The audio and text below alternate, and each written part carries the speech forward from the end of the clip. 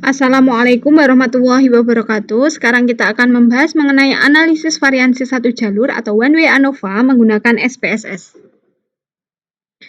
Oke, kita akan mencari apakah ada perbedaan hasil belajar antara anak nelayan, anak petani, dan anak karyawan industri. Hipotesisnya kita tulis seperti ini. Yang sama dengan kita berikan di hipotesis 0, yang sekurang-kurangnya ada satu mu yang tidak sama alias berbeda, kita tulis di hipotesis alternatif. Lalu kita masukkan datanya ke SPSS.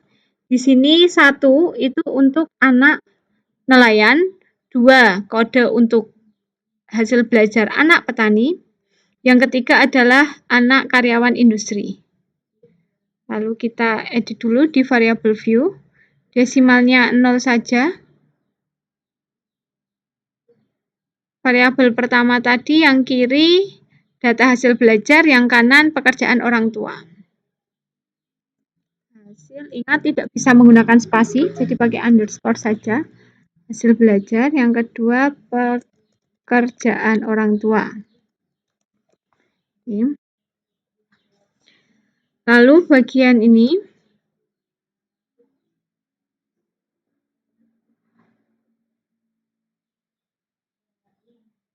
misalnya kita tulis pada hasil belajar itu yang skala, pekerjaan itu nominal. Jadi yang jenis datanya itu yang nominal. Sudah. Lalu kita klik Analyze, Compare Mean, dan One Way ANOVA. Sudah. Kita klik. Masukkan hasil belajar sebagai variabel dependent, variabel tergantung, dan pekerjaan orang tua masukkan ke dalam faktor. Lalu kalian klik option, deskriptif, homogenitas, untuk mencari homogeneity of variant test. Sudah, continue. Lalu kita klik post hoc. Ini kita klik Bonferroni, 2K, dan James Howell. Biarkan level signifikansinya 0,05. Ini taraf signifikansinya 0,05. Jika di soal 0,01 ini bisa kalian ganti dengan 0,01. Tapi kita akan menggunakan 0,05. Lalu continue. Selanjutnya oke. Nah, ini hasil outputnya. Bisa dilihat nih yang pertama. Ini rata-rata ada 10 siswa. Data pertama berarti anak nelayan, rata-ratanya ini. Standar deviasi atau simpangan bakunya di sini. Ini ya. Nih. Sudah ada. Rata-rata, ini standar deviasi, ini N-nya. Nah, kita akan lihat yang pertama adalah hasil test of homogeneity, jadi hasil tes homogen.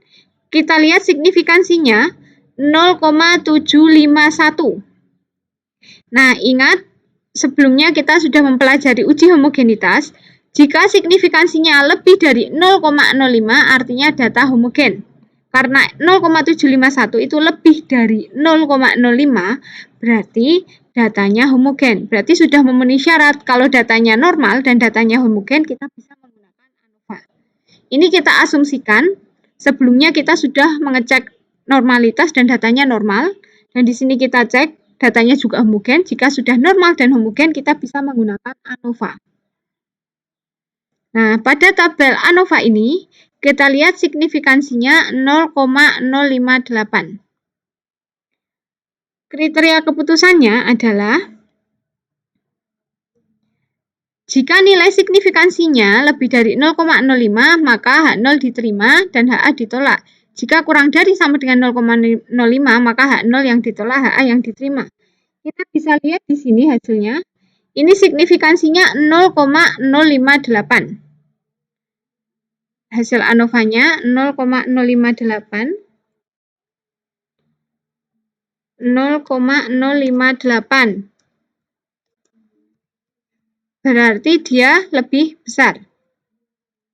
Karena lebih besar, berarti masuk yang atas ya. Berarti H0 diterima dan HA ditolak. Nah, H0 diterima, kita cek lagi. H0-nya apa?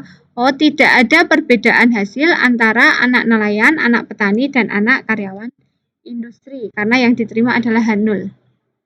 Gini ya. Berarti kesimpulannya adalah tidak ada perbedaan hasil belajar antara anak nelayan, anak petani, dan anak karyawan industri. Nah, cukup sekian dari saya.